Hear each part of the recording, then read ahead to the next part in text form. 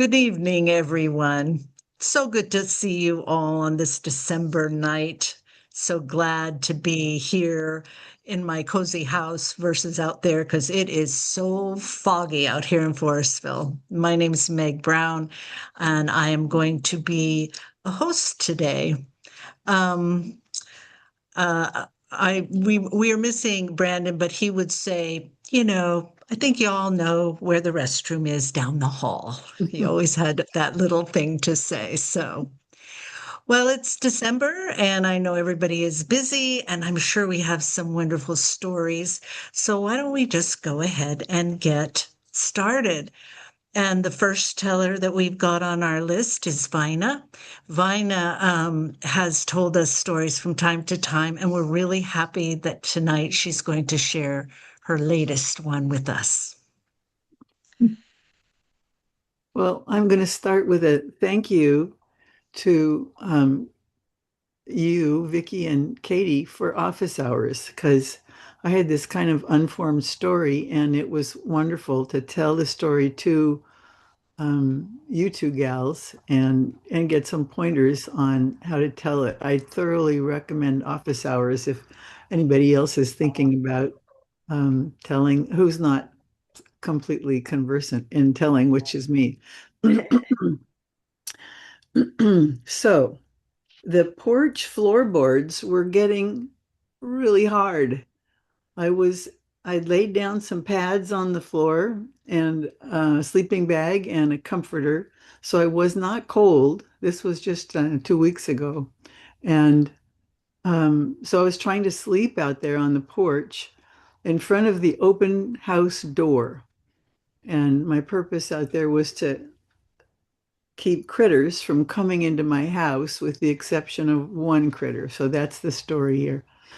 But I couldn't stand it. My hips were really bothering me sleeping on the pad on the floor. So I got up and came inside. So here's how I came to that point. I'd been working in the garden that day, pulling up weeds and popping open some root balls, and I popped a piece of dirt right in my eye.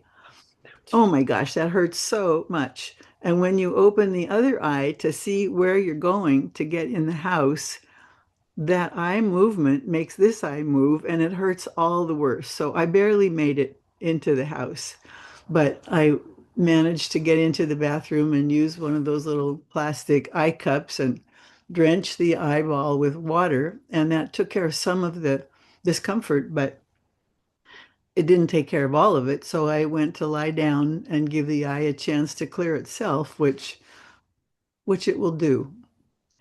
So after an hour, I got up and went through this door here into the rest of the house. And much to my terror, I could see that the house door was standing wide open. Now, you wouldn't think that's a terrifying condition, but I have in my house a house cat. And he's a house cat because he's a fabulous hunter. And I just cannot have him outside. And he's never been outside. He came to me as the most beautiful little velvet kitten that you have ever seen, a tabby cat with all those gorgeous moire markings. And he's been willing to get in my lap and be sweet talked and be brushed in the mornings and other times during the day. But he is terrified of everything that he doesn't know really well. So upon finding the door open, I had to search all the places in my house where he hangs out. He sleeps in a nest of my shirts in the top of the dresser in the closet. He wasn't there. He wasn't in the other bedroom. He was not to be found. And I could imagine that having that door stand open for the hour that I was sleeping was just too tempting for him. He would have had time to smell what it was like outside and decide that he was going to go outside and try his luck out there. So I went outside and I started talking to the cat. I talked to him the way I always do, kind of sweet talk and kitty. language and in English. Meow, Gomer kitty, where's that kitty? Gomer kitty, where's that big kitty? And but I got no response from him. He didn't show up. He did not respond in his language. And so I really spent the day out there going all the way around the house, talking, going down by the creek, which is the most scary place for me to think of him getting down into the creek because it's got wild creatures down there. And but I did not get a response from him all day long. I sat outside. Somebody suggested I leave the house door open in the daytime so that he could come in if he wanted to. But I just got nothing out of him. So I'm imagining him ranging down into the creek because it would smell real interesting to him down there. Well, once it got dark and I was ready to turn in, I wanted to increase the chance that he would find the front door and make his presence known. So I threw down these pads on the floor of the porch with some plenty of warmth and tried to sleep out there. And could do it for an hour or so, but I was getting no response from, no, the cat did not show up. I was getting sore, so I came in and slept in my bed or slept as best I could because, of course, I'm having visions of him getting ripped apart by these really dangerous creatures that are down there in the creek. But I did manage to go to sleep and got up in the morning in the coming light to go to the front door and make one more try to see if the cat would respond to me. So I went to the front door and started talking again. Come here, kitty, where's that pussy cat? And much to my surprise and delight, meow, he was right there in a bush outside the door.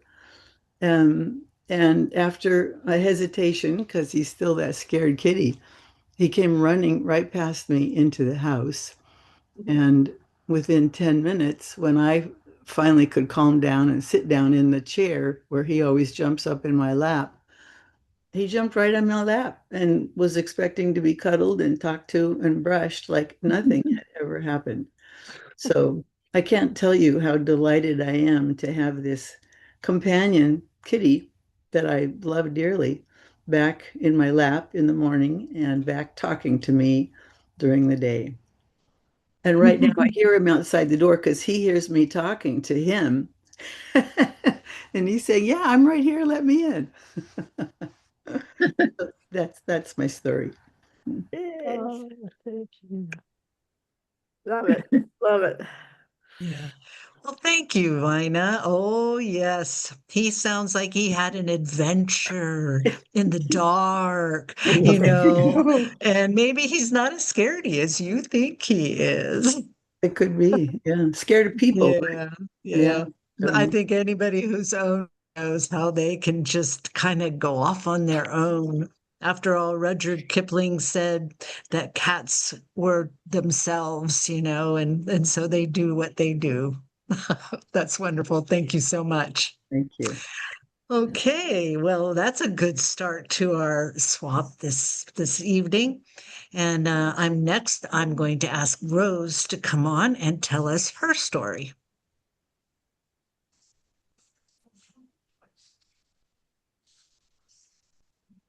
I want to share a story with you called The Christmas Tapestry. But first, I want to show you this is our family's Christmas tapestry.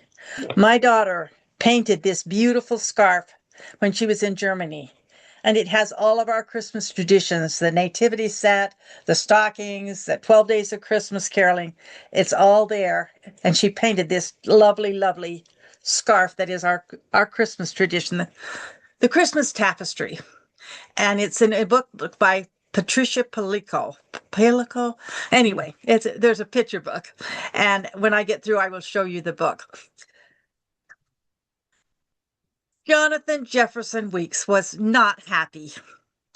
Mommy said, I don't want to move away from Memphis. He said, the kids are just starting to be nice to me. They don't call me PK, preacher's kid, anymore. And I have a place on the baseball team.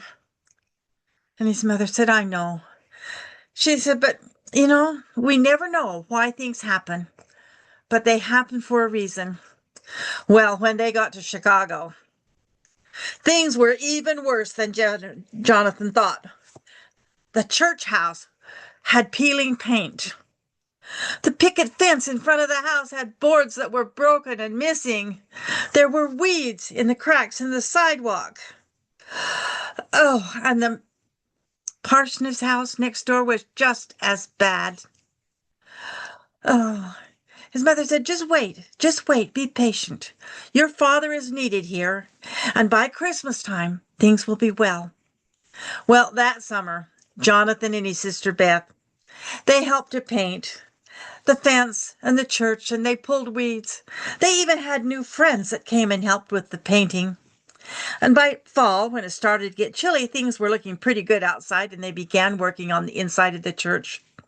Now, at first, not very many people were coming, but slowly more and more people were coming to the church. Now, it was almost Christmas when Jonathan's father finished painting the wall back behind the pulpit. Jonathan helped him. They were going to have an artist come and paint a picture of Jesus on that wall. And Jonathan thought that was just going to be wonderful because they were doing a Christmas play, and there would be that beautiful picture of Jesus right behind the pulpit. It snowed in Chicago a lot. And it snowed. And then there was a warm day. And then Mr. Brown, the caretaker for the church, came in and he says, Reverend, you need to come and see this. And so they all followed Mr. Brown into the church. And there on the wall behind the pulpit was a big wet spot. Jonathan's father reached up his hand and touched it, and a piece of plaster fell out. And Jonathan could see the slats on the wall behind. He said, our Christmas play is going to be ruined. Nobody's going to look at us. They're going to look at that awful, horrible spot. Mr. Brown says, no, don't worry. He says, I know a man that can fix that. By Christmas? No, he says, first the wall has to dry. And that night, Jonathan was close to tears, and Mother said, remember, everything happens for a reason. And Jonathan says, I don't see any reason for a hole in the wall of the church. It'll ruin everything. The next morning, Mother asked Father to go to the city, to Harrod's, to pick up some Christmas decorations.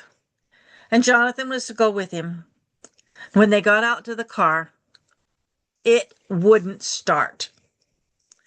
And Jonathan thought, oh, now I don't have to go. It's cold out there. But his father said, we'll take the bus. That pokey, old, slow, pokey bus. But they did. They took the bus all the way into town. And when they got off the bus, it was cold. And as they walked towards to get the decorations, they could feel the wind on their back just pushing them forward and forward. And it was cold.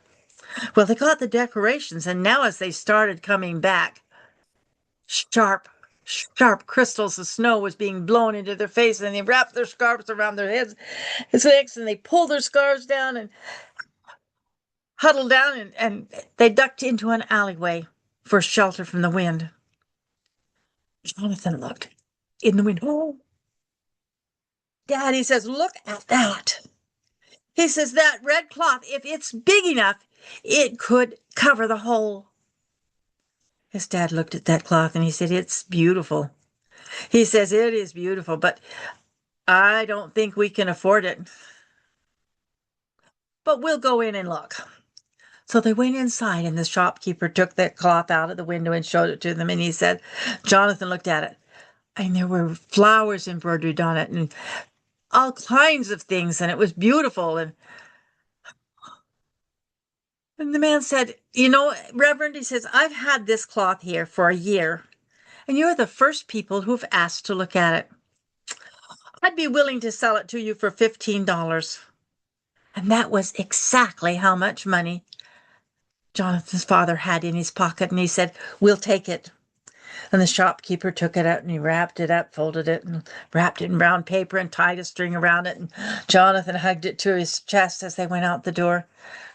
When they got to the bus stop, they looked for the bus. No bus. Had it stopped running because it was snowing? Had they missed it? And a little voice from the bench said, oh no, it is always late." And they turned around and looked, and there was a little, kind of a plump little old lady with a happy, smiley face on her thing, sitting on the bench, and she says, "It will be here, but it will be late." She says, "I have a thermos with hot tea and some raisin cookies. Would you care to share them with us?"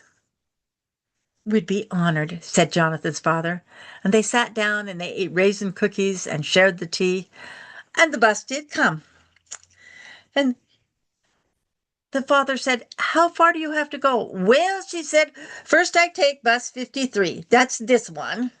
And then I transfer another time. And then I transfer another time. And then I am home." And Jonathan's father said, "If you'd care to get off with us," he says, "our car will be charged up by then, and we'll take you home." "Oh, I will be happy to accept," she said, "happy to accept." And so they got off the bus and they went in the house, and Jonathan's mother made hot chocolate and got out some cookies and they ate.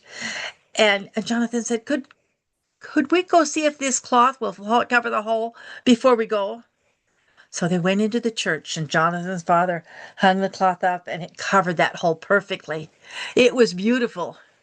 They turned around and looked at this little lady. "Oh," she said, I made a cloth just like that one in Germany." She said, "It was my chapa, my canopy for my wedding. It was the coverlet for our bed." She said, "And I made that." And she walked over and she turned back the corner of the cover, and there were initials on the corner. She says, those are my initials. This is my coverlet." She said, "But," she says, "the Nazis came. And they took my husband and they put him on one boxcar and they put me on another boxcar. And I never saw him again, never could find him again." And she held out her arm, and there on her arm were blue numbers tattooed into her arm. And she says, "He is gone, and I never saw him again." Well, they took her home. And it was the morning of Christmas Eve when they were practicing the play. And Mr. Brown came in and he said, "This is Mr. Zucker. He will fix the hole in the wall." And they pulled back the tapestry.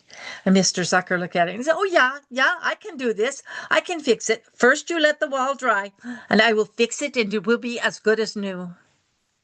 And they let the tapestry fall back, and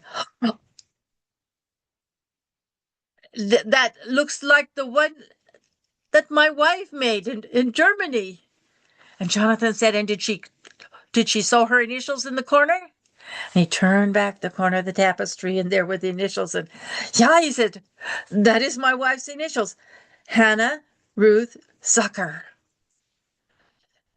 And she's gone.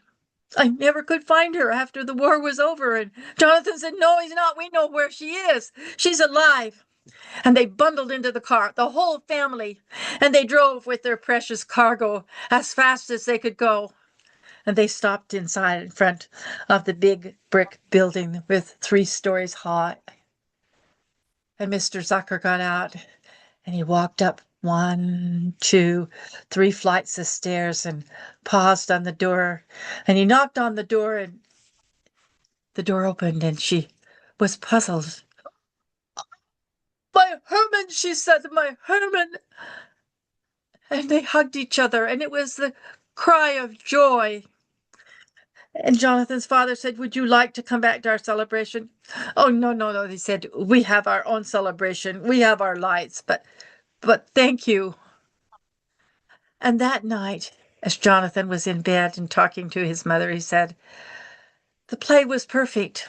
The tapestry is beautiful." And now he says, "Now I know why we had to leave Memphis and why the wall was wet and fell out, and why the car wouldn't start, and we had to ride the bus and found the tapestry. And everything happened for a reason, and it is good. And that is the story of the Christmas tapestry.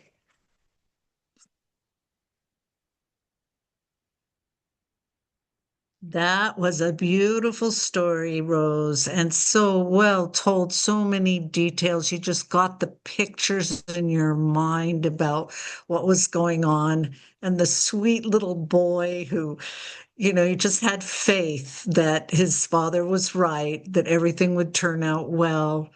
It's such a beautiful story. And, you know, Christmas tapestry. Lovely. That's great. Good It's to a know picture book. about that Yeah. story. Yeah. So, And yeah. so many, I always think of Christmas as kind of a time of enhanced miracles. Yes. And I think that, you can count all of the things that Yeah. happened in that story to be one of those miracles. So Yeah. thank The- you This very, very this story much. can be found on the internet. There's a couple of versions out on the internet. In fact, this author said that she based her telling on two of the stories that she had heard at church services.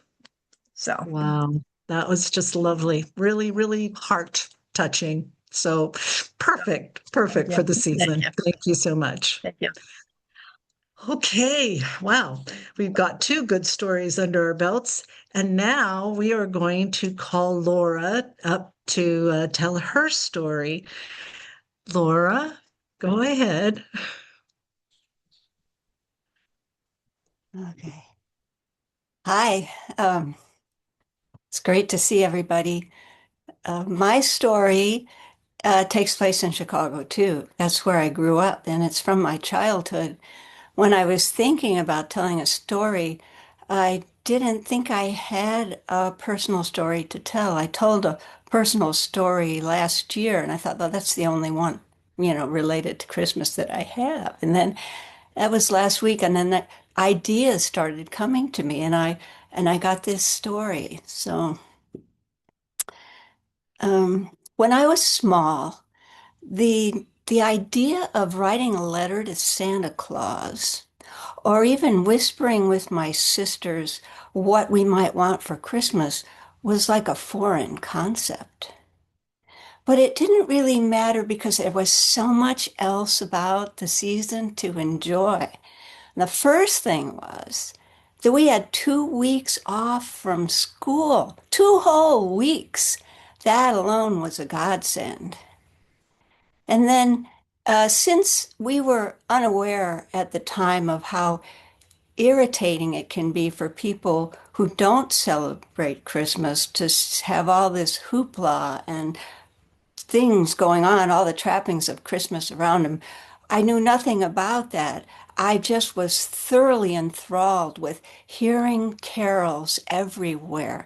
They were in our school assemblies, on the sidewalk. There were the Salvation Army people ringing bells and singing songs of joy. In the department stores, on all the floors, the carols were coming and coming, and radio and TV. And I loved them then, and I love them now, especially the ones that have the timeless ancient melodies. And so that was one fabulous thing. And then there were the Christmas cards. Every year, our stepmother would pull out her old manual Underwood typewriter and a crumpled list of names and addresses. And she would sign cards, type envelopes, and my sisters and I would stuff them and lick them closed. And we also had like so many cards coming in through our mail slot, and they were of so many kinds. They were gorgeous. There were the three wise men in glittering glory following that yonder star, or Mary holding the baby Jesus, or a warm and wonderful living room with a big tree, presents piled high, a fireplace, maybe a cat or a dog, or an outdoor scene with a two-story home with a chimney with smoke coming out and a horse-drawn carriage in front and Santa Claus up in the sky in his sleigh with his reindeer.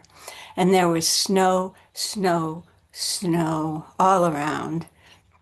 And Rose mentioned in her story about how there was a lot of snow in Chicago, and that was true when I was growing up. Snow was there all the time. And December, winter was still new.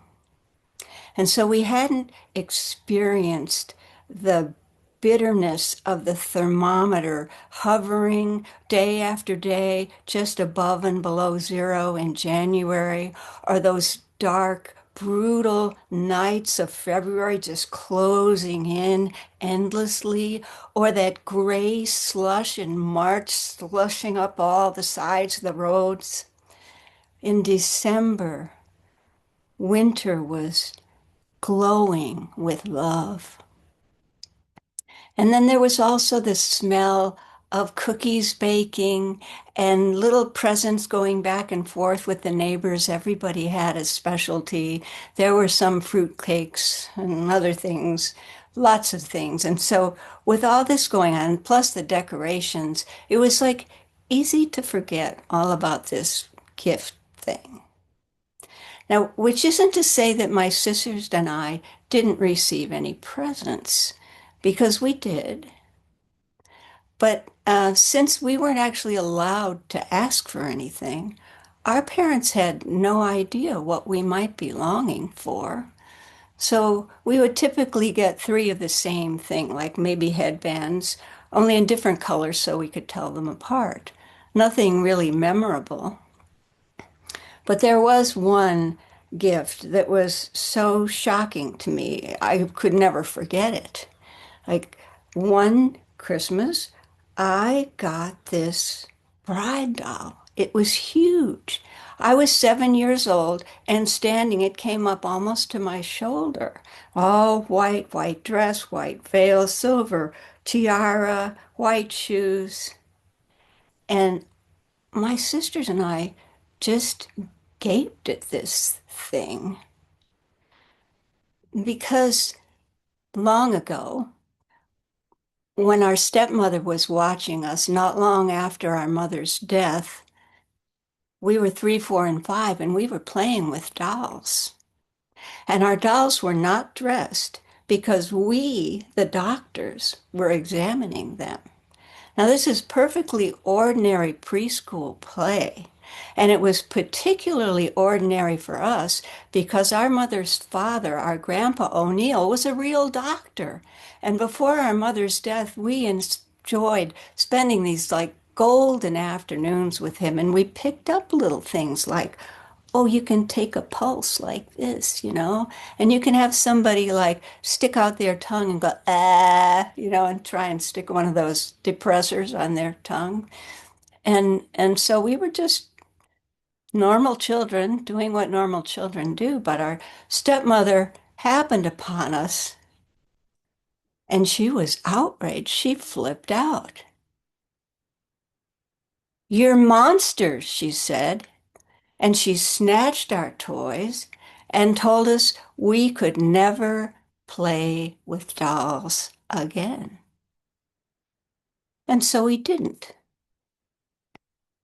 But then, like 4 years later, here's this gigantic thing. I didn't know what to do with it, largely because of the ban on dolls, but also because our father was totally against imaginary play. No stories, no shenanigans, nothing but, reality. So that doll just sat on the piano for the duration of our vacation. And then I dragged it down the hall and stuffed it into the closet. Didn't think much about it. By the time Christmas rolled around the next year, it had disappeared. I never asked where it went. And when my sisters and I came out to the living room, we weren't really expecting much. But there, under the Christmas tree, was this huge, long box. It was about maybe a foot and a half wide, maybe 4 or 5 inches deep. It was one big present for the three of us. So we took off the bows, we ripped off the wrapping paper, and we pulled back the corrugated cardboard, and we saw a sled. A sled! A sled of our very own. Now, the grammar school that we went to was just a block away, and it was on what for the Midwest prairies was a steep hill that led down to a wide open field. And we had gone there before with large pieces of cardboard, and we would use them until they got too soggy or broke apart.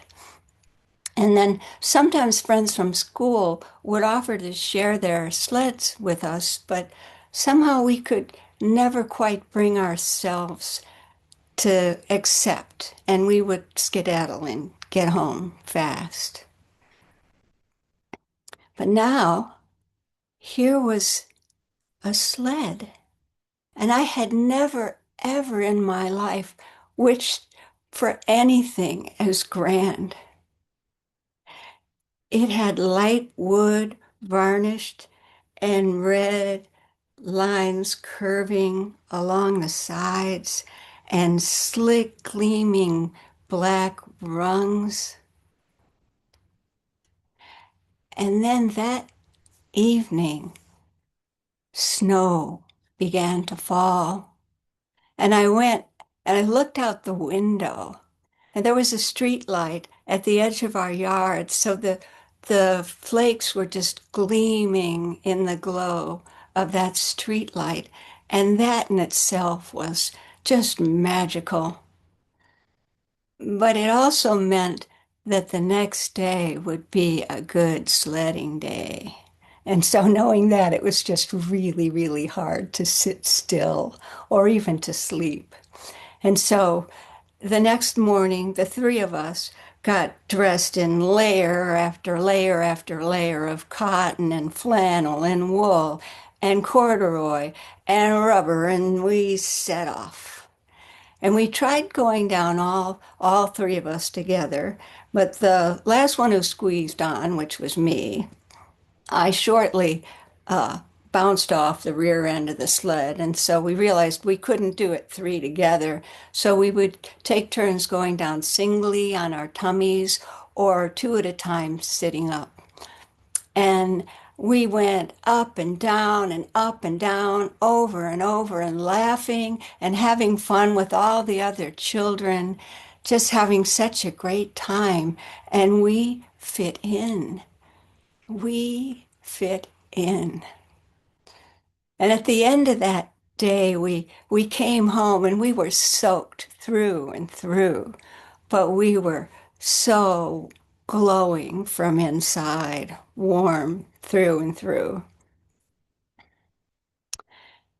Now, we were young. There was no internet, no social media. It would be years before I even held a transistor radio in my hand. So we only got glimpses of how other families lived their lives. But not wanting anything was our normal, and I didn't feel deprived. And that was the best Christmas I had in my childhood.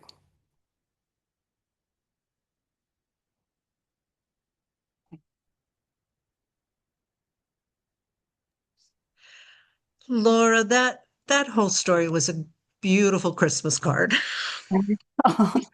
It really was. I'm so interested that now we've had stories about snow in Chicago, and I actually lived in Chicago for 13 years. So I got to have my experiences of snow after being a girl who grew up in Arizona. Oh, And I wow. have Oh, yes. And so I tell you, it's really, it is magical when you have snow coming down and glistening and the lights and the excitement when you could go out into the snow and kind of ruggle around. I was a grown up, of course, but even so, it was like, it was amazing. We just never had snow. And so it was really wonderful. But I just love all your descriptions of those Christmas cards that you described that your mother would have and would get to you, and the big doll and all of those things. It's wonderful to share those experiences with us. I'm really, really happy that you came up with that and told us all about being a child in Chicago in the winter, in the snow, with the way that our parents raised wasn't to have a million things or to put things on gift stores so we'd make sure that we got all the stuff that we were asking for. It was really quite magical that way, I believe, and you really told us that story too, that brought all of that out. So thank you so very much. It's lovely. Okay, wow. All righty. How are we doing on time? I think we have time for Renew's story. So we will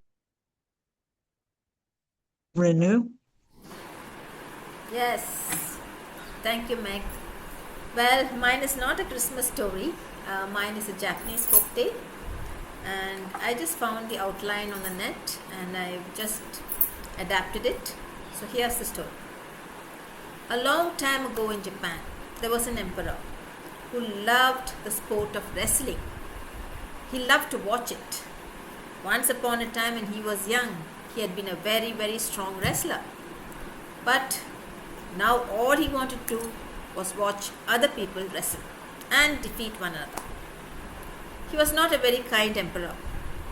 So every year, once, there would be a wrestling championship.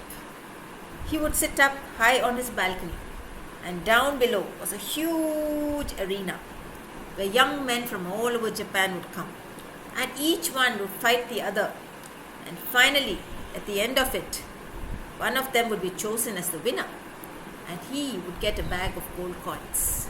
Now all the young men in Japan were interested in winning that gold, because you see, the emperor was not a very kind or generous man. Most of the people were poor, and they wanted to win that bag of gold coins desperately. But the worst part was that the emperor enjoyed the game if there were many of them who got injured, or even happier if one of them happened to die. So the men had to really, really practice and wrestle really hard if they wanted to win that bag of gold coins. There was a young man called Yamagata who lived in a distant island. He too heard about this wrestling championship. He too was poor, and he hated to see his mother suffer. He wanted to go and participate. So off he went. He walked and walked and walked many a day and many a night. And when he finally reached the arena, he discovered that the championship was over, and he had to wait for another 6 months before the next one would happen. He wondered what he could do. He knew no one. Where would he stay? What would he eat? There was a mountain close by.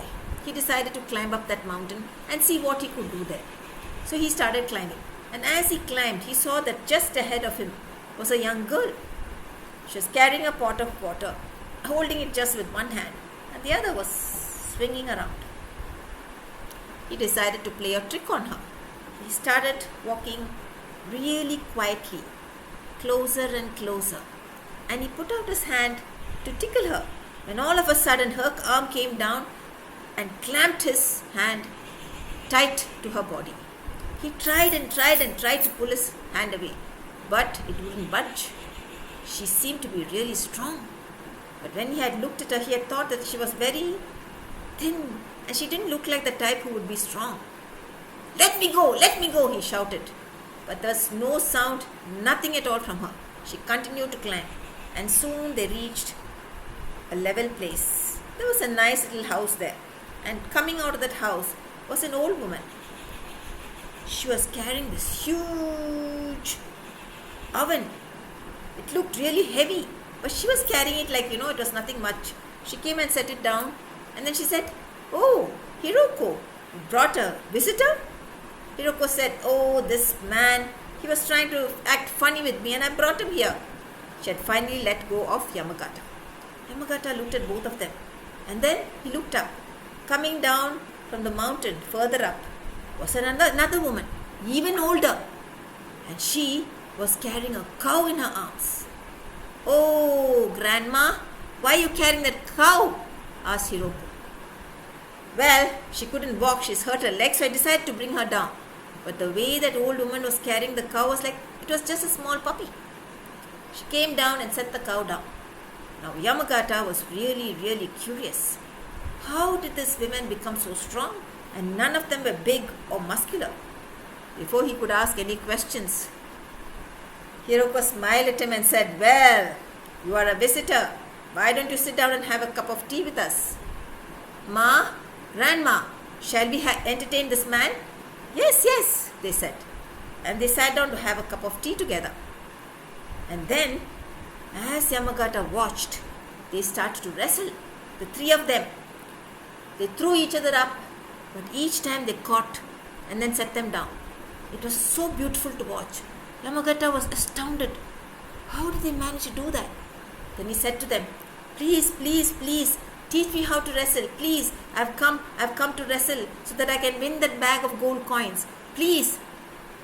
And why haven't you all gone? I'm sure you would have won the bag of gold coins. "We are not interested in that. We are happy with what we have," they said. "We will teach you on one condition. You are not to tell anyone who taught you." "Yes, yes, I promise. And so for the next few days, Yamagata continued to stay with them. And they taught him everything they knew about wrestling. They told him, wrestling can be a very nice game, provided you're kind to the person you're wrestling with. You should defeat them not with blows or throwing them on the ground, but by just showing that you are the stronger one.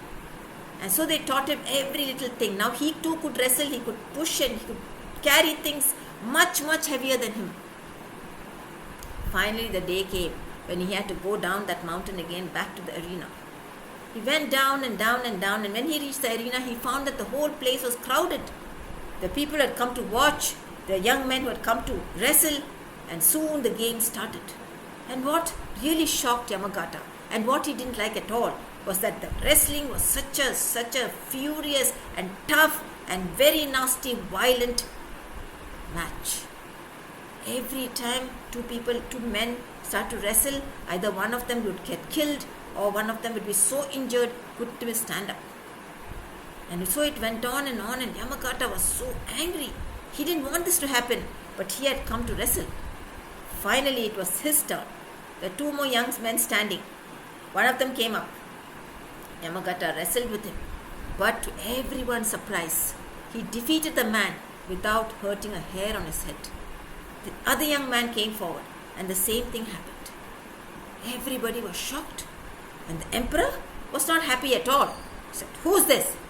Everybody shouted, "He has won it, give him the bag of gold coins, And Yamagata waited.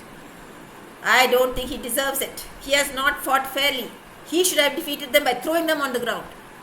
Yamagata said, "Well, I have wrestled and I have won. I want the bag of gold coins." Wait, young man, you haven't wrestled with me yet." Everybody was shocked. What? The emperor was prepared to come and wrestle? And sure enough, the emperor came down. He threw off his robes and got into his wrestling clothes and said, "Come on, fight with me." Yamagata came forward, very confident, and the match started.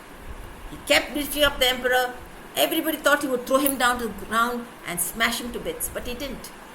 The emperor was getting more and more agitated. Every time he tried to push Yamagata or throw him on the ground, it wasn't happening because he kept avoiding him. He knew all the tricks that the women had taught him. Finally, the emperor had to admit defeat. Okay, you're won," he said. "Well, where is my bag of gold coins?" Emperor handed it over to him. And Yamagata, surprisingly, didn't take it and leave. He started giving coins to all the men who had been defeated. Take it back to your family. I don't need too much for myself. The emperor was shocked. He said, "What?" "Listen, your majesty. You are the king. You are the ruler of this land.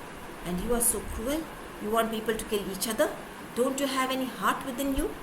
How can you do this to your people? Look at the number of men who are injured. How are they going to go back home? Have you even thought why people are coming here to wrestle? It's because they have no money at home. I came here too for that same purpose. But I didn't want to kill others. I didn't come here to hurt others. I came here just because I wanted the money." The emperor felt very bad. This was the first time somebody had spoken up. "I will change my ways," he said. "I will change my ways." "Keep your word, Emperor, keep your word." Yamaga turned away and started climbing up the mountain. Climbed up and up and up.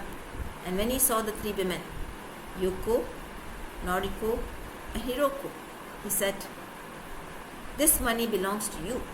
You are the ones who taught me. And I am very, very grateful. Please take it." "No, no, no, no, no, no. We don't want money. We told you we don't want money. We are happy with what we have. Please take it back to your mother." I will take it back to my mother, but I would like to continue staying here with you. "Hiroko, I really like you. Will you agree to be my wife?" Hiroko looked at him. "Okay, on one condition. Yes, bring your mother here too." And that's the end of the story. Thank you. Okay, I love that one too. That's just such a great, would you call that a folk tale, Renew? Yeah, I I kind suppose of, it is. because it has that magic in it of and meeting the mysterious women who transform him not only, I think, and put that emperor in his place. Tell him, you can do a better job. And then, to go back and offer the women. And again, they were, I don't know if they were quite not magical themselves, to teach us something like that and to act that way. It was just wonderful, wonderful. Thank you, thank you. I think much of what I believe in, I think that comes out in my stories. I adapted in such a way. I don't know what the original story was like, but I believe that women are strong. This is actually a metaphor where women are really, really strong. Maybe they don't show it out, but inside they're very strong. And I also feel that there should be a lot of gentleness, kindness in stories, because that is what helps people to imbibe those qualities. And today, when children are just so distracted with gadgets, they don't have listening skills, they don't have compassion. So often when I travel by public transport, I find pregnant ladies, I find women with young children. Nobody gets up to give them a seat. I do. I have knee pain myself, but I feel bad to see them stand, so I immediately give my seat. Sometimes when I don't have a seat, I ask younger people, please get up and give the seat. I don't see that happening anymore. When I was growing up, it was there all the time. I feel that all of that kindness, the compassion has all disappeared. I feel really sad. So we need to hear more stories like that to remind us, Yes, I think so. I think so. of what it's like, to be a true human being and generous. Yeah, you As, can win wars with gentleness too. You don't have to necessarily yes, yes. It's the power of stories, I believe. Yeah. Well, Thank thank you you. so much, Renew. I love that. So it's about 10 till 8. Do we want to take our break now? Or do you want to hear? I'm actually on the docket for the next one, but we can. Can we take a break, Meg? And you could tell. Oh, can you hear me? You could tell Yes, I can. You can tell the prompt. You keep dropping out occasionally. I know. Love this internet out here in the boonies. I know. I just thought I'd let you know. Okay, that's why I asked if you could hear me. But yeah, so we could go for a break if you wanted to. Okay, do we want to talk about, shall we give them the prompt? Yes, Vicky, would you give them the prompt, please? Oh, the prompt is to come back and give us a couple of sentences that tell us what are your favorite gifts of the season. And it could be the winter season, it could be the holiday season, could be the season of your life. What are the gifts of this season that you're in? Hey, sounds good. All righty, guys, let's take I think we take, what, a 10-minute break and come back at 8 o'clock. How's that? Okay. Recording. Okay. All right. Well, welcome back, everyone. Nice chat. I have my cup of tea now, so I'm all set for the second half of our swap. And as we always do, we're going to have a round table kind of comments on a prompt. And our prompt today is of the season. And so Mary, so, you. Mary, could you repeat it again? Because you just dropped out the first part of the question. I'm so sorry, guys. Like I say, I'm out here in the boonies. I don't know. Okay. What are your your memories of the favorite gift of this season? Okay. So I'm going to start at the top with Vina again. And Vina, if you'll share with us. Well, I have the great good fortune to have a big family. And in the years that we were kids, my mom would drive us all the way down from Las Molinas up in the high Sacramento Valley to be with her parents, her brothers, and they just had a classic German Christmas. And so getting together with and through, I'm 80, so for 80 years, this has happened in my life. So it's the best gift of the season, getting together with now my cousins and my nephews and nieces and my kids and everybody. So I'm lucky. I'm sure you have many wonderful memories, that you're carrying with you. That's the best thing, right? And the continuity over the years. Wonderful. Thank you. Rose, what are your memories of gifts of the season? I thought about that, and I think the best gift of the season that I have to say is that I'm honored to share Christmas stories, both in person and on Zoom. And it wouldn't be Christmas for me if I didn't have a chance to tell a story somewhere, somehow. That's delightful. I love that. I agree that sharing stories is one way to connect to everybody that you come across and really touch their hearts. So that's wonderful feeling of a gift. So thank you so much for that. Laura, where are you? Laura? Oh. Let's see. Well, for me, it's having family. I feel so lucky to have been with family over the holidays for my whole life. I'm in my 70s now. I can look back on being with my sisters as a little one with our cousins and grandparents and aunts and uncles and and all the changes through the years. Like some have passed on. We've grown older. My husband and I are the old ones now, and my sisters, but there's the young ones coming up. And just to be part of that thread that's going to continue after I go, is just beautiful. And it becomes so visible and enjoyable during the holidays. Another one of those Christmas cards, Laura. Really, that's a wonderful, wonderful way of looking at this season and as a whole. Really good. Renew, what about you? My family doesn't really celebrate Christmas, but for me, my biggest gift throughout my life has been the fact that we've always had dogs in the family. And I love dogs. So right from my childhood, I was very scared of dogs, so my dad brought home a puppy. And we've always adopted dogs off the street because there are lots of stray dogs in India. So my dad brought a small puppy home, and And that's how I started loving dogs. Both my parents are very kind and compassionate with animals. So I think that's how I grew up to be really love dogs. So I'm very lucky because even now, though every time I say I'm not going to have any more dogs, invariably they end up in our house. Either my daughter brings one from the street. I picked up a puppy last year, and now she's about a year and a half. So it just happens that way. Thank you. Also, very nice. Yeah, I'm sure it's a little bit different over in India, but we all have those wonderful memories, don't we? That's great. Thank you so much.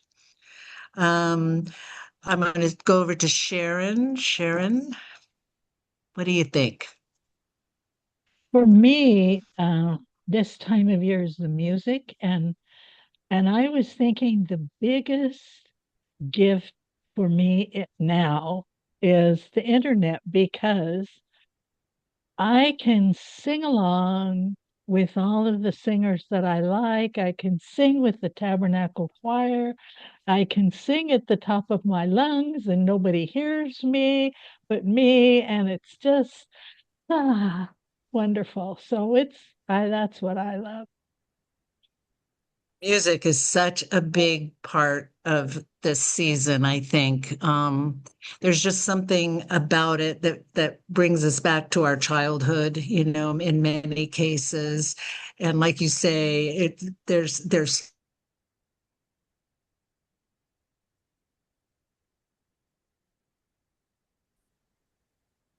of Handel's Messiah myself, which you sit through and just it just flows over me. And I try to find somebody to go with me every year because frankly, they're getting kind of spare right now. Mom used to always go with me, but now I just I tried corralling my family, but they kind of didn't want to do that over and over.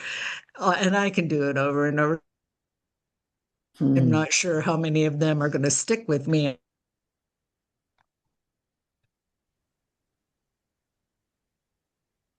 to our attention. Okay, and then we have Walter. Walter, where's Walter? Hi, Walter. I've never had much of a family, period. Mhm. And for the last 20 years, my family have been my friends. And I gave a Toastmaster speech 5, 6 years ago on what is a family friend as a difference between a brother or sister. So my friends know I'm known for one who gives books. So my gift year long, birthdays, weddings, whatever. I had a friend, I talked to a friend today and we asked him where he'd been. He got in an automobile accident. He got hit by a driver and he's been in a hospital and whatnot. And he said, can you recommend a book for me to read? And tomorrow I'm going to go buy the book and I'm going to go over and see him and talk to him. So my memories are now is giving books to my friends. I'm trying to go on a new adventure next year and maybe next Christmas, if it all comes together, we'll see. You might see my new adventure. I think getting a book for Christmas or at any time actually is just a wonderful gift. It really is. It's something that lasts. It's something that changes you sometimes and that you can pass on to others. So you've got the right idea. Very much so. Thank you, Walter. How about you, Chester? Well, hi there, guys. Boy, these are really good stories tonight. It's been kind of neat. Next week, I'm going to be doing a webinar for the Texas Storytelling Association on collecting family stories. And it's interesting what everyone is saying. It kind of overlaps into the beginning of my workshop or the webinar. Because for me, at my age, I got more stuff now that I can find places to put. So being surrounded by family is just a really big important thing to me. To go to a movie or just have the grandkids come by and talk a little bit, argue about something that's just absolutely wonderful. And I want to tell you that in my talking about next week on the personal stories particularly, Laura, that one you did was an absolutely beautiful example of of how that can be. And I just, I really, really particularly enjoyed that. So, hey, it's a good night. So I appreciate everybody. Thank you very much. Thank you, Jessica. Yeah, thank you, Chester. That's really good. And I'm glad that this is feeding your soul there. It sounds like to me. That's great. Wonderful. Um, how about Kenneth? I know you have great Christmas stories, but tell us about this gift thing. Uh, I don't know. Uh, my wife, when I was with my wife and everything, we used to give lots of books. Um, in fact, one daughter-in-law said, enough, enough. We don't have enough room for more books. But that's one of the things. But as I was thinking about the gift for the season, and you mentioned could even be the season of your life, what really struck me is what Sharon said, music. I love the music of Christmas. And I think Laura mentioned in her story about the old time songs and hymns. And I miss that. I miss the good ones. Um, the junior college here this last weekend put on the Messiah Saturday and Sunday, and I went on Sunday night. Uh, it's thrilling to be in an auditorium and, not only the Hallelujah chorus, but the very last chorus, um, when they end by saying amen over and over, and it just echoes. I love it. And along with that, the season of my life, um, in my opinion, because I'm an old guy, I was going to say old fart, but anyway, music is not music nowadays. So I love the old music and the music I grew up with, and even the music that my parents listened to. Um, Benny Goodman and all of those guys. So music has become my companion most of the time in the shop when I'm sitting around my living room because I'm now by myself. And I wish my family was close enough to be with me, but they're all scattered across the globe. So that's my thing. The gift is music. Sounds good. It sounds again like you're just feeding your soul on this, and that is something that is bringing the real feeling of the season, whether it's Right. winter or whether it's Christmas or Hanukkah or whatever, people are reaching out to others with generosity and with remembrance. It's really, I think, a time when we kind of get focused on that, which is a wonderful thing. So, yeah, thanks so much for that. Um, Beth, I think you're on this little rotation I'm doing here. Greg. Well, amen. I agree. It's hard to add to that. I do love the colors, especially starting in the fall when the seasons change and there's that luxurious. This year was especially luxuriously reds and oranges here in our area for just exceptional color. And then the color of some of the decorations, the old-fashioned ones, not the garishly new one, but the old-fashioned ones of walking into the church or walking into someplace that's really tasteful and it's uplifting. And then our old hymns, agreed. And as far as the books go, we got into such hysterical, we don't want gifts, we don't want things. So my sister, my brother, and I would exchange books we'd already read that we thought they might like. We wouldn't buy new books. That was verboten, right? You weren't supposed to do that. So my sister and I would always wrap our presents up and make it look like gifts. And my brother just sent empty boxes of books, and it, it got to be too much. So I'm not sure what we're going to do about that for gifts this year. I'm trying very hard. Books are the best, but social media has taken over for the younger ones. It's like really hard to. Yeah. True. Maybe just a candy cane. Oh, there you Good to see go. everybody. Yeah. You put me in Yeah, the yeah, Christmas spirit. I was feeling bah humbuggy, and now I feel a lot better. Mhm. yeah. Vicky, let me see what Walter, Yeah, he wants to say something else. Kenneth, when I was 16, my father said, "You can now take grandma to," and I would go get put on a coat and tie, a suit. We would go to the LA Philharmonic, the opera, and the ballet. And I would go Saturday, put on my suit, drive grandma, and we would go to the Philharmonic, the opera, and the ballet. I fell in love with ballet when I was 16 years old. Mm. And here's the funny part of it is when we would go to the opera, she would say, "Okay, we're going to see Blah Boheme, Modern Butterfly." And I had to read it. And then she would grill me and ask me questions.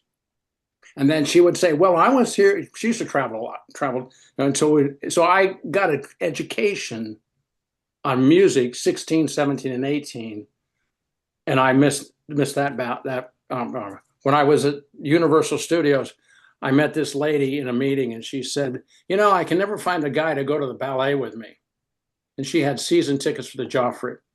So I said to her, "I'll tell you what, I'll make you a deal. You take me to the Joffrey and I'll take you out to dinner."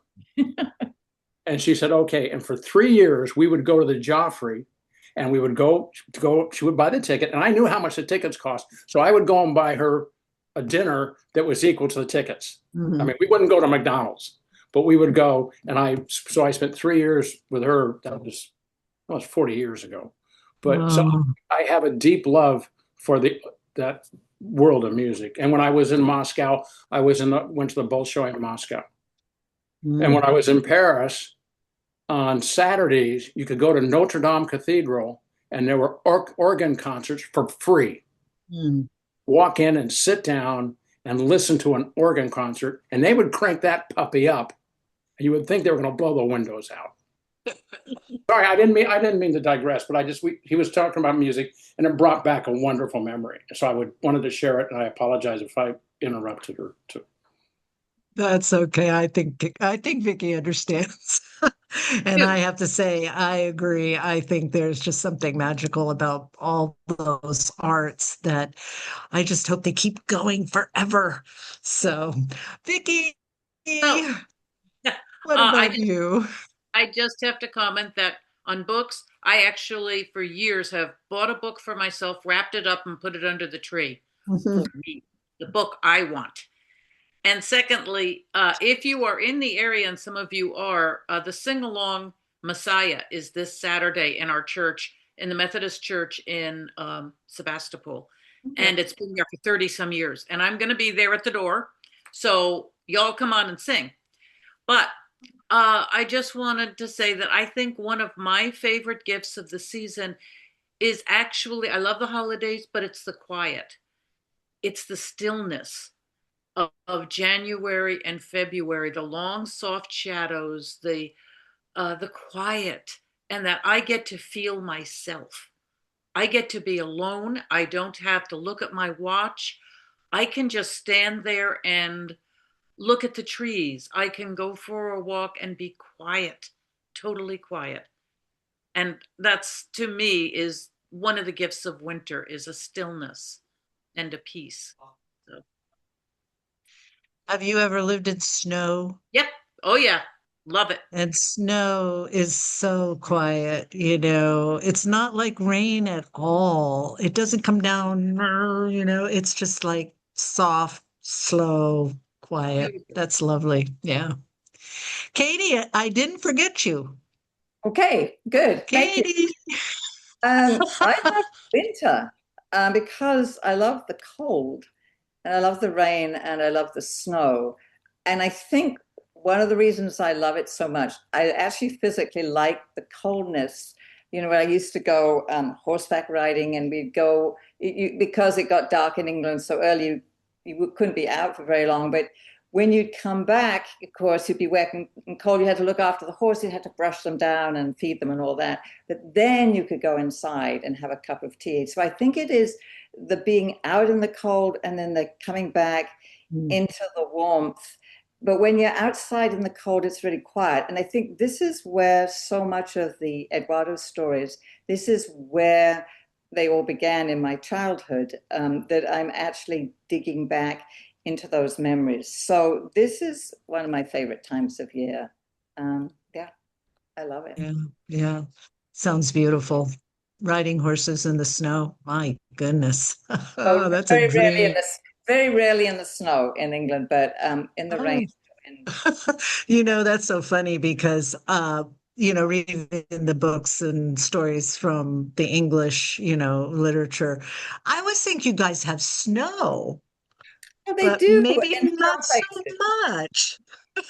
But the other thing too is you're riding a horse, and this is perhaps too much information, but the snow can ball up in their hooves and then they slip. So you have to follow somewhere. You have to make sure who you're riding with that their horse is actually kicking out the snow each time they move their. Oh, Yeah. well, Otherwise you'll slip and fall down. So there you go. as a girl from Arizona who rode horses, we had no snow. So I didn't know that. Very Right. good little tip there. Okay. Did I get everybody? I I think you've think got so. everybody who's You, here. you didn't tell you. Oh, me. Yeah. I actually like the lights. Oh my goodness. Well, and this year I haven't gotten it. As you can see, I'm still not been, put up the Christmas lights and everything yet because in my family it was a tradition not to do all that decorating during this what we call Advent season. We had to wait until Christmas because that's when it all happened. That was my mom. But I've decided this year, with all of this gloom that we've had, and for you guys who don't live in Sonoma County, I'll let you know we have had just fog, gloom, clouds. We're lucky, especially out here. I have definitely decided I'm going to be putting up my Christmas decorations early this year, probably next week. And because I just want the light on the neighborhoods and look and see all the lights. And some people just go nuts with it. And it's just to me brings a lot of cheer in the winter time. So that's one of the gifts that I think because I don't put up any lights. We're too far out in the boonies. So I appreciate everybody else. So thank you guys for sharing with us about, your memories and your thoughts about the season of winter and Christmas. And as I say, then there's the Hanukkah and other celebrations that people have. And I think that is just a wonderful thing and sharing what you I'm usually the person who has all the announcements, and I will confess, I don't have any announcements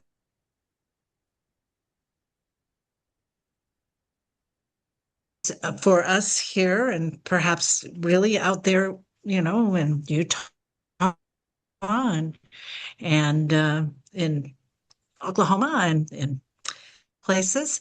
Go to the SAC website and just check it out, what they've got going. There is a genre. We do have a genre, and Rose is going to be on it. It's the sacred genre. It's this month, and our Rose is going to be there. So check it out. Yeah, yeah. Always a good set of storytelling right there. So that's great. So wonderful. Great. Let us move on. I'm listed, but I would like to go ahead and ask Sharon to tell the next story. Oh, okay. To do that, you need to first. Sorry. The Industrial Revolution was a great time for Germany. New processes, new materials, constant discoveries. Factories were springing up all along the Rhine, and people were making money. And Franz Hoffmann was one of those people.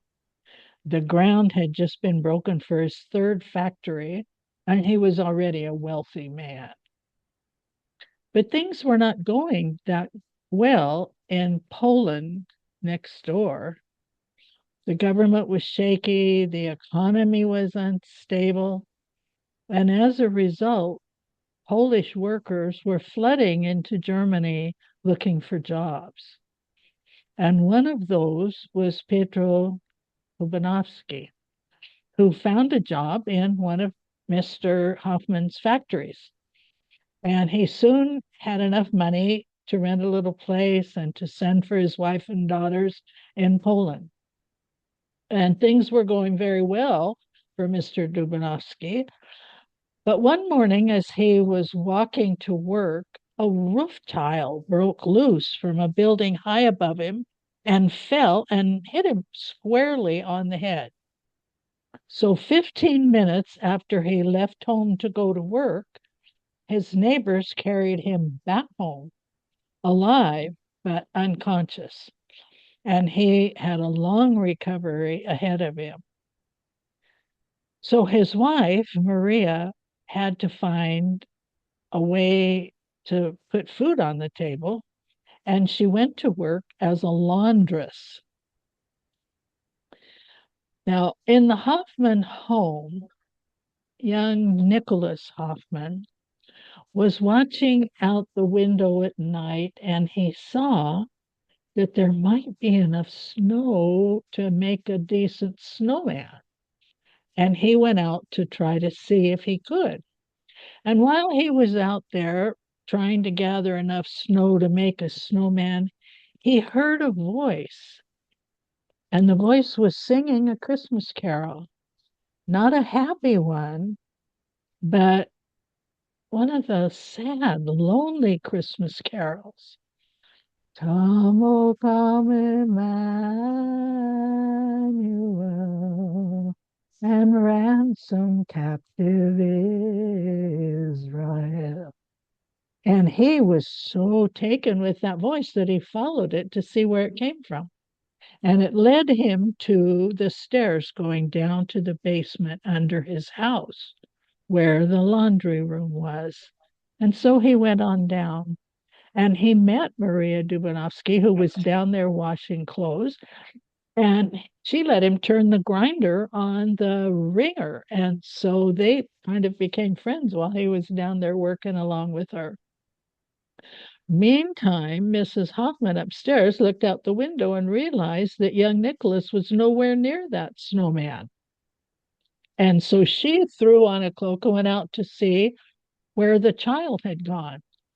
And it wasn't hard to figure out because there were fresh their footprints. So she followed them and went on down to a place she had never been, the basement of her own home, where her own clothes were being washed by someone she had never met.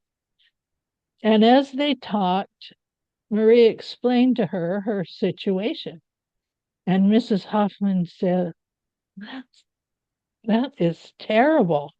I'm sure my husband can do something about that. I will talk to him. And so she and young Nicholas went back upstairs, and for the first time in several weeks, Maria Dubanovsky felt relieved.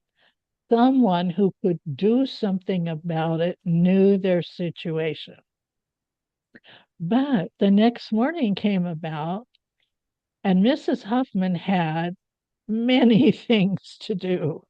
She had menus to plan and invitations to send and cards to write and gifts to wrap, and she forgot the woman down in the basement. Well, the night came for the Hoffman Christmas party. All the family, the relatives, and friends were gathered, and Uncle Nicholas, partly because of his name and partly because of 40 years of poor eating habits, was the natural Santa Claus, and out he went to slip into his costume. And when he came back in, he lined the children up according to height. Each one was required to say a Bible verse and to give their Christmas wish. What did they want for Christmas? Well, when the turn came for young Nicholas, he said for his Christmas wish, I wish, St. Nicholas, that you would do something to help the Dubanovsky family. And St. Nicholas was surprised about that and asked him what happened. And then he said, you know, little Nicholas, you share my name. It's possible to me that you share some of my responsibilities as well. What are you going to do to help the Dubanovsky family? So young Nicholas ran out and came back in just a few minutes with his piggy bank. And he opened the bottom up, and out came all of his money, and he shook it out on the table, and he said, this will help a little bit. And the people who were in the room that saw that, the friends and family, started opening up their wallets and their purses and had a few dollars and put them in. And pretty soon, there was a pretty substantial little sum on that table. Later, after the children went to bed, the adults sat around talking, and Mr. Huffman said, young Nicholas had the right idea. Let's think of what we can really do to help people like the Dubanovskys. And as they sat around, that discussion went on far into the night. And as it did, the true spirit of Christmas settled over that German household. I love that. That's so good to hear about people, you know. I think it really is what the season is about. Even if you know, aren't really a practicing religious person or anything like that, still people reach out, you know, they reach out and they try to help. And I think that it's a wonderful, just a wonderful way of remembering, Sharon. Thank you so much for that story. Thank you. All right. I think Walter wants to be the last teller. And so I will jump in and I'm going to tell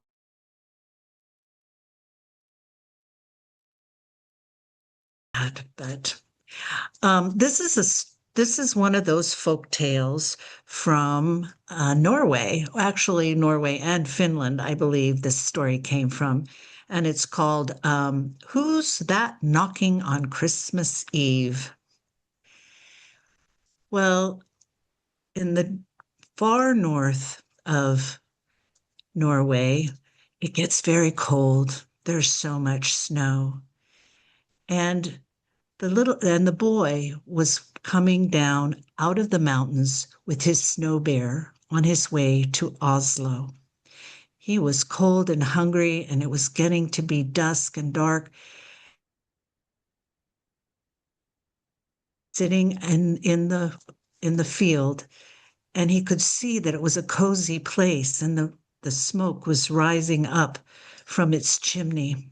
And he thought, I'll go ask if they can give me shelter for the night.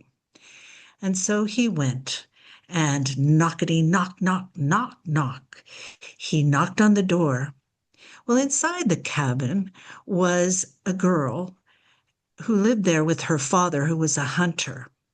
She was by herself because her father had gone up to the ridge to chase away the trolls. Now, trolls had come the Christmas Eve before, and they had just wrecked the place and eaten all the good food. So the father had gone up there so that he could catch them and chase them away before they could come to the cabin. So she heard the knocking and she peeked out the window and she saw that there was the boy and he had the great ice bear with him, but that didn't scare her. She opened the door and she invited him in, and he was so very thankful that she was giving him a warm place to stay for the night, and she had a big pot of porridge that was on the fireplace bubbling away. She had some sausages set apart and some nice crusty bread. But all the good things that she had made up for their Christmas dinner was put in locked cabinets because they were afraid those trolls just might come back. And they wanted them for the next day's Christmas meal. But she offered the food to the boy, and the bear went and he crawled underneath the stove where it was very warm, and he fell asleep. And the two of them visited, and she told him, the boy, about why her father was off on the ridge instead of at home, but that she was very glad for the company. And then, knockety knock, knock, knock, knock. Oh, that was much louder, and she thought, that's them. That's the trolls. Push the chest against the door so they can't get in. And so the boy he shoved the chest in front of the door so that they could not get in through the door. And then they heard again, knockety knock knock, knock knock. And they began to scamper around and close all the windows, make sure they were bolted. But suddenly, out from the cellar came a big crowd of trolls. Oh my gosh, there were bat-eared trolls. There were trolls with long noses. Their hair was standing up on end, and they were really just going at it. Oh, they were thinking this was going to be so much fun. They were going to have so much good food, and they were just swarming all over the room. And they grabbed the porridge off of the fire, and they began to slurp it up. And then they saw the sausages, and they began to roast them into the fire. And they looked around, but they couldn't see any other food. And so they were pounding on the cabinets, and it was just getting very, very chaotic and crazy. And the boy and the girl didn't know what to do. Well, then one of the little trolls, he went and he took one of the hot sausages, and he looked under, and he saw the ice bear sleeping under the stove. Oh, Kitty, wouldn't you like to have some of this lovely sausage? And he put that hot sausage right on the bear's nose. Well, it hurt, and the bear jumped out from underneath the stove, and he began to claw and chase all those little trolls. And oh man, they were so afraid that they ran as fast as they could back down to the cellar and out and about. Well, that was a good thing. Just then, the father came home, and they told him all about how the trolls had been there, but they had not let them have all the good food, and everything would be fine for the Christmas dinner. Well, eventually everything calmed down, and everyone went to sleep, and the next day they had a fine Christmas dinner, and the boy thanked them very much, and he and his ice bear went on their journey to Oslo. Well, winter came, some spring, and then summer, and then it was getting to be fall and then winter again, and the snow was again very deep upon the mountain. The girl was out gathering up wood to make the fire for the Christmas dinner.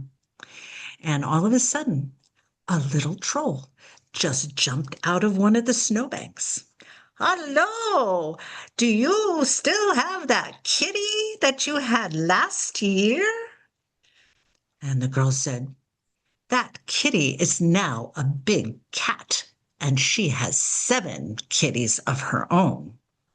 Oh, said the little troll. Well, I think we will go somewhere else for our Christmas Eve dinner then. And he popped back into the snowbank, and that was the end of that. Snip, snap, snout. This tale's told out. So that's my little Norway story for Christmas. All right. Um, moving on, we have Walter. And so I'd like to invite him up to tell his story. 'Twas the night before Christmas, and all through the house, not a creature was stirring, not even Katie's mice. The stockings were hung by the chimney with care, in hopes that St. Nicholas would soon be there. You children were all snug in your beds, while visions of Christmas goodies danced in your heads. And Vicky in her kerchief and hubby in his cap had just settled down for a long winter's nap. When out on the lawn there rose such a clatter, Vicky sprang from her bed to see what was the matter. Away to the window she flew like the flash. She tore open the windows, and Vicky, you threw up the sash. The breast of the moon on a new fallen snow gave the midday luster to an objects below. And what did your wandering eyes see? But a miniature sleigh with 8 tiny reindeer, a little old elf so lively and quick. You all knew in a moment it must be Saint Nick. More swifter than eagles, his coursers they came.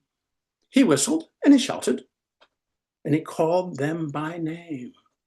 Now Dasher, now Dancer, now Donner and Vixen. On Comet, on Cupid, on Donner and Blixen. To the top of the porch, to the top of the wall. Dash away, all. As dried leaves before the hurricane fly, they meet an obstacle and mount to the sky. To the rooftops his coursers there came, with a sleigh full of toys, and St. Nicholas too. And then you heard on your roof the pawing and prancing of each little hoof. You drew in your hand and were turning around, and down the chimney St. Nicholas came with a bound. He was dressed in fur from his head to his foot. His clothes were all tarnished with ashes and soot. A bundle of toys he had flung on his back. He looked like a peddler just opening his pack. Oh, how his eyes twinkled, his dimples how merry, his cheeks were like roses, his nose like a cherry. The stump of his pipe he held tight in his teeth. The smoke of it circled his head like a wreath. The beard of his chin was drawn up like a bow, and it was white as the snow. He was a jolly and right plump old elf, with a little round belly that shook when he laughed like a bowl full of jelly. He was a jolly old elf, and you all laughed when you saw him in spite of yourselves. With a wink of his eye and a nod of his head, soon gave you all you had nothing to dread. He spoke not a word and went straight to his work. He filled all the stockings, turned with a jerk, laying a finger aside his nose. Up the chimney he rose. He sprang to his sleigh, and to his team he gave a whistle. They all flew away like the dawn of a thistle. Oh, my friends, you heard him exclaim when he drove out of sight. Merry Christmas to all, and to all, good night. Oh, that was a lot of fun, Walter. Now you know why I wanted to go last. Now you know why I wanted to go last. That was perfect. That's a perfect one to kind of wrap all of these beautiful stories together. Thank you so much. Yeah, I love it. I love that new kind of like twists that you put on it too. But isn't it a wonderful, wonderful poem? I mean, really, I have to read those. I have to read that to my grandkids every Christmas Eve because it's just a classic. Lovely. But I love your rendition. It was really great. Great fun personalizing it. And if I offended Exactly. some personalization, I apologize. But No, it makes it livelier when you do it for your kids. Use the kids' names or say mom, pa. You know the parents. Use the parents' names. Say mom, your mother and your father. were in a camp, and your father sprang from his bed to see what was the matter. Then I threw the flash and that just to give it more life because it's written in Old English. Sorry, English. I'm not throwing rocks at the English, but Katie, I'm not throwing rocks. But it's written in Old English. But if you pick it up and put it into today's vernacular and use things, it resonates a lot more with kids. I think that's a great idea. I'm going to try that. I'm going to try that this year because I think you're right. It would just make it, they'd laugh. I'm sure they would laugh about that. So that's really wonderful.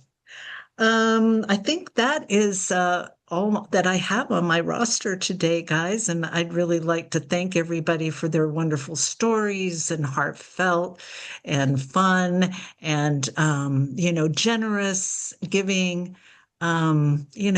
Just a wonderful way of welcoming in this season, Christmas and winter and, going forward and brightening up all these dreary days that we've had.